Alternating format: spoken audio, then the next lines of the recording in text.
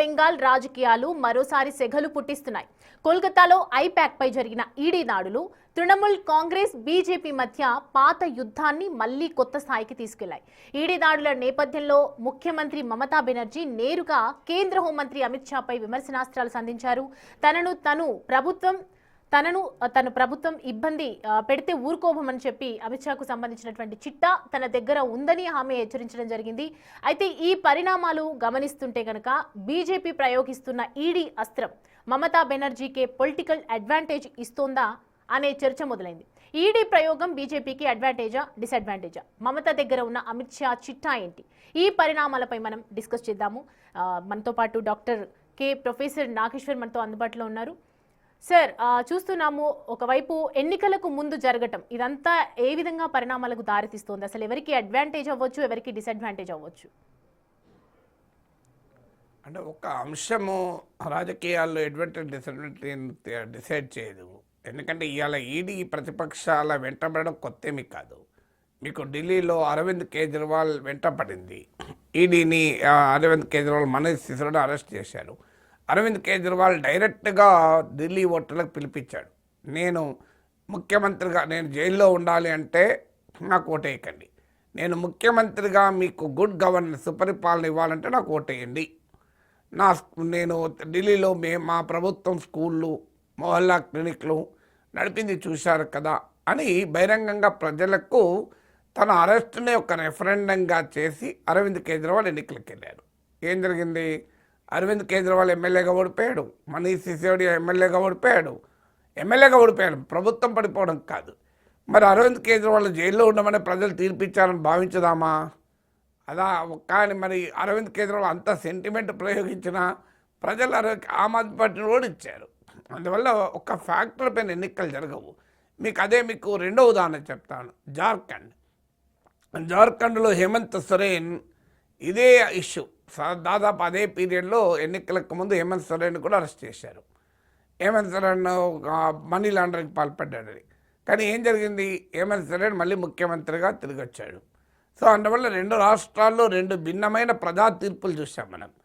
అందువల్ల sentiment, arrest sentiment కానీ లేదా ఈడీ సిబిఐ వేధింపుల సెంటిమెంట్ కానీ ఈవెన్ ఏ సెంటిమెంట్ అయినా అన్ని సందర్భాల్లో పనిచేయదు.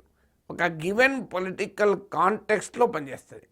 ఆ గివెన్ పొలిటికల్ కాంటెక్స్ట్కు భిన్నంగా ఉండదు. ఈడీ సిబిఐ భారతదేశంలో ఒక మమతా బెనర్జీనే కాదు కదా.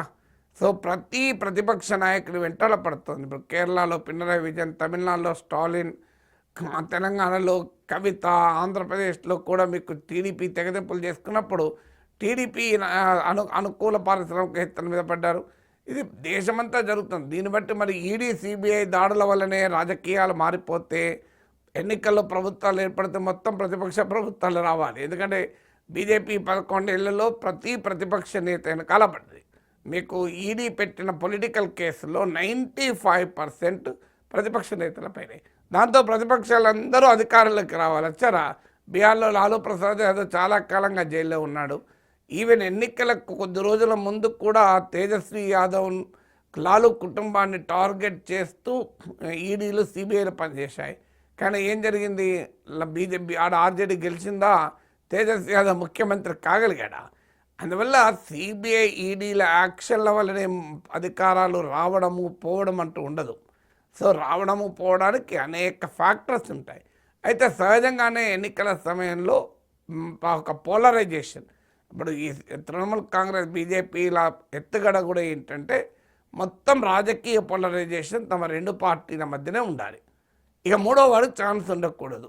అక్కడ ఉమ్మడి ప్రయోజనం ఉంది. బీజేపీకి తృణమూల్కు కూడా కామన్ ఎజెండా ఏంటి అంటే పోటీ ఇద్దరి మధ్యనే ఉండాలి.